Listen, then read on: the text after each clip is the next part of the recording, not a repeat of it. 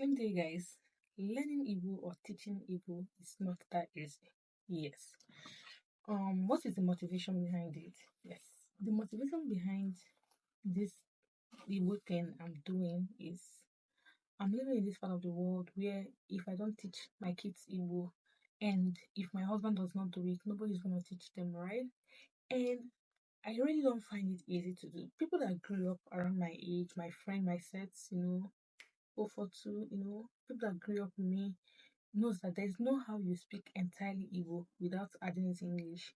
That is why it becomes very much tedious for me right now because I'm not very intentional with every word I'm using. Like I think it, then I say it in Igbo. Do you get? It takes a lot. Do you understand? Just to make sure that they hear and listen to Igbo all the time, every blessed day. I know parents as well like this. I also find it difficult. You're not alone.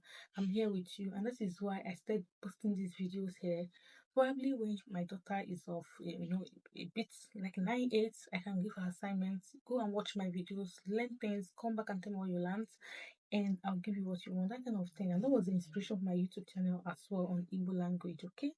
So that is it. If you find it difficult or if you have a toddler or kids or growing, just trying to manage, navigate. You're not alone. I'm here with you as well. So just come to this channel, subscribe, let's gig it together.